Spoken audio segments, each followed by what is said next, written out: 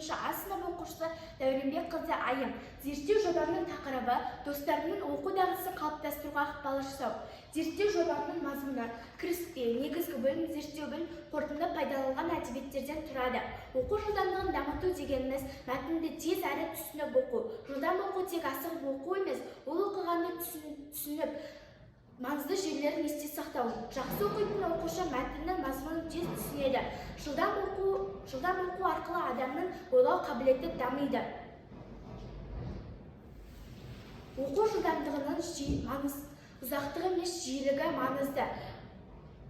Біз күнделікті өмірде мынандай жайттерді жиі естиміз. Мына ертегіні оқы, оқып болмайынша ойнауға бармайсың. Баласының оқу шапшаңдығы төмен екенін біле тұра, анасы күрделі педагогикалық қате жібереді. Үйдегі дайындық әр 5 минут сайын шағын абзацты оқып берумен аяқталады.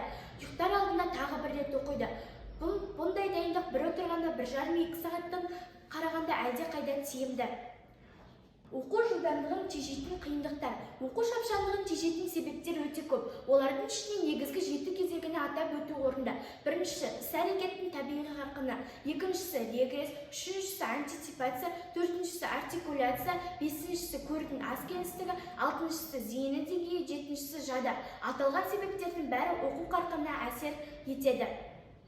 Дайындық жаттығулардың ұзақтығы емес жиілігі маңызды. Біз күнделікті өмірде мынандай жайттерді жиі естиміз. Мына ертегіні оқы, оқып болмайынша ойнауға бармайсың. Баласының оқу шапшаңдығын төмен екенін біле тұра, анасы күрделі педагогикалық қате жібереді.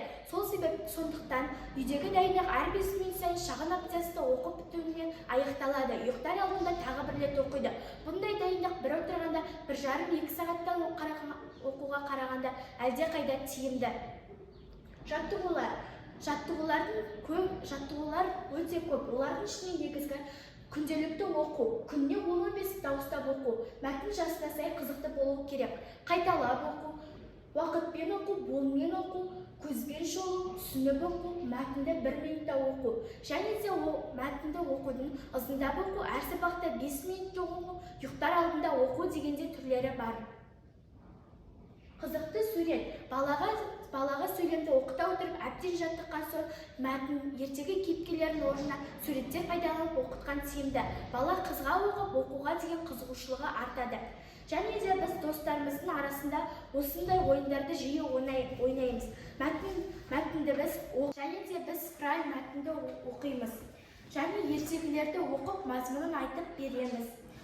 4 мезгіл бойынша жаз, күз, көктем, қыс мезгілдерінен өлеңдерін жаттап айтамыз.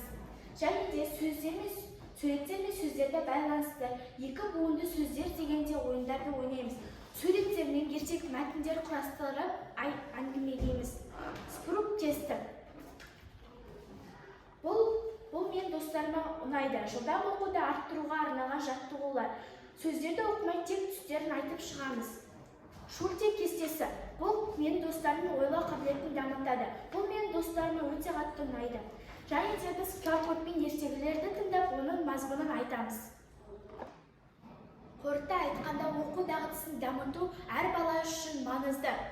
Мен бұл жоба арқылы достарыма көмектесіп, олардың кітап оқуға деген қызығушылығын арттырдым. Түрлі жаттығулар оқу жылдамдығын жақсартып, мәтінді түсініп оқуға көмектесті. Болашақта бұл жұмысты жалғастыру қажет деп ойлаймын.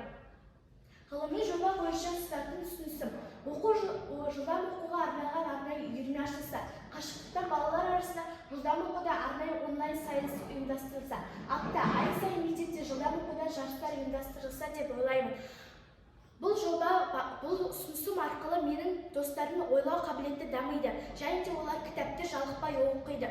Болашақта мен бұл жұмысты әрі қарай жалғастырамын. Назарларыңызға рахмет.